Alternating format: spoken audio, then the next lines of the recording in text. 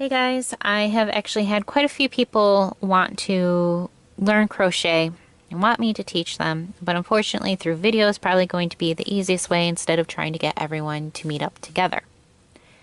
So hopefully this will be helpful and instructive for you guys. Everyone just learning, you're going to want to pick a very simple basic yarn to work with. You don't want a color that's too dark or too light because that will be hard to read your stitches. And you're going to want to get a simple fiber. You're not going to want the super soft or decorative, glittery, sequined anything because it will be more difficult to learn. Start with something that is simple. You can still make beautiful projects out of the more standard yarns. On your yarn, let's see if it will come into focus for you. You will find somewhere on the band, on this particular one in this little box, there is a hook that shows an I9. That I9 is the size hook you will need, or that is suggested for this size yarn. And I usually stick with that. Typically with a standard yarn, I'm using an I or an H, depending on the project that I'm doing. Now, usually to start, I pull out a little bit of yarn, as you see here, just because the inside of the yarn can be a little tight and I don't want to be tugging on it too much and getting distracted from my work. To get the yarn onto the hook, we make a little slip knot, like so. You'll insert your hook, pull down on the one that is attached, and that will tighten it up. Now you want it to be loose enough that you can move your hook through it. You don't want it to get too tight. To keep tension and to keep the yarn flowing easily while I work, this is how I prefer to wrap my yarn. It's going to be important to find something that's going to be comfortable and something that can easily let the yarn slide through your hands while you work. And this is what works best for me. This is what I was taught, and I never wavered from it. To start the base chain that all of your work is going to be built off, we call it a chain, you can kind of hold your work sideways, go under, hook it around, and you're going to pull it through that first loop that was on. So now you have one chain. You're going to repeat that. We're going to do 10. So there's 3. And you can move your fingers up as you need to. 4, 5, 6, 7, 8, 9, 10. Now I would pick an easy number to remember and to work with as you start your projects while you're learning, just to make it easier on you. I'm going to show you double crochet, which is usually symbolized with a DC in a pattern, because to me it is easier to keep track. It's easier to see where you might have made an error in your work. So after your 10, we're going to add 2 more. So you should have a total of 12. These next 2 are only to use the height difference for turning around, because we're actually going to work right to left. Working right to left, so we have to have the height difference to come back and go this way. So you notice how I hold my thumb on that one stitch so I don't lose it. And I know where that chain is, where I'm going to be going next. So what I do is hold onto the yarn and clamp it with my thumb. Then in that little V-type shape there, go into your work, grab the yarn, come up, and now you will have 3 loops. Grab your yarn, go through 2, grab your yarn again, and come through 2. Now if you notice, I just kind of did an extra tug to keep my tension the same.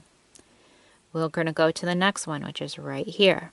Next little hole, you can see a little V shape. Around, insert, and pull, they call it yarn up, through 2, through 2, into the next one, through 2, through 2. Now I'm going to continue the rest of the way down.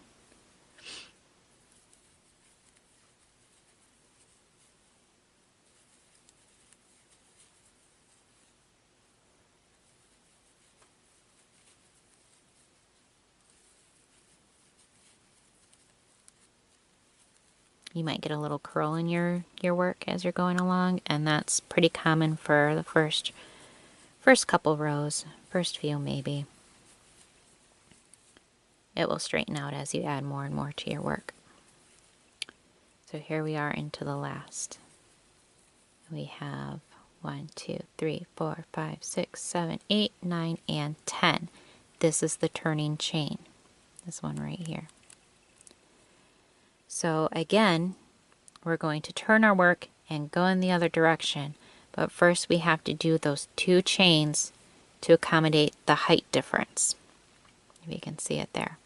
So we turn our work, and now you're looking at the back. Looking at the back, you can kind of see these areas where there's almost like a little divot, a little hole, and that is where you're going to be putting your hook for the next. You see the little V's on top. That's another indicator. So yarn over. You're going to go under that V shape, grab your yarn, go through 2, go through 2. Yarn over, insert, yarn up, through 2, through 2. Again, to the next, through 2 and 2. I'm going to continue on with this row.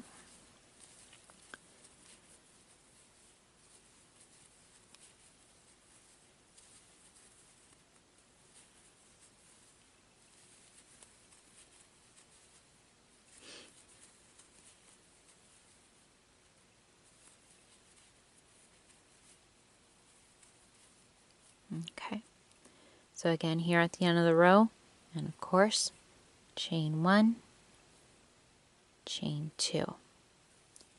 Turn your work into the divots or under the V's, whichever makes sense to you. It all is the same to me. Now let's pretend that you skip one, like that. And you notice you got a big hole because you skipped a stitch and now you don't know what to do. You simply take your hook out and pull on this, and it's just going to unravel for you.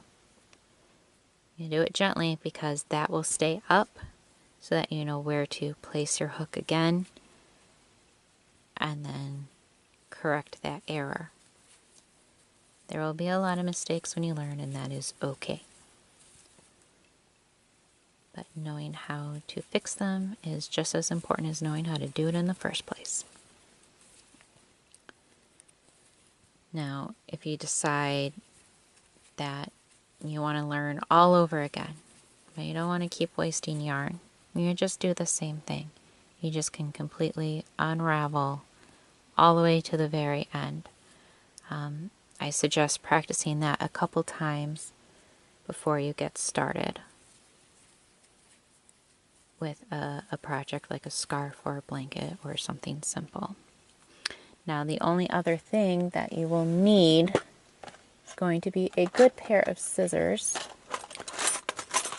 So you find your pair of scissors, and when you get to the end of your project, all you'll need to do to complete it is to leave a few inches that you're going to weave back in, cut your yarn, and go like this, and just like that, it is locked in. This will not unravel with you pulling on it. It's going to be safe until you weave those ends in. You'll probably only go a few stitches, maybe 5, 6. I sometimes even will go 2 in one direction, weave down, and then go down another 2, It all depends on how tight of a stitch and project you have going. So anyway, that is our double crochet. If you have any questions, please feel free to email me at christine@keltheart.com. You can also follow me and contact me on Facebook at keltheart5847, and that's where I keep people updated with projects, or I take special orders for things, or just to contact me, send me a message, anything like that. I hope you guys enjoyed the video. I hope it helps you some, and I will be doing more, so so keep an eye out, and hopefully we will learn some things together.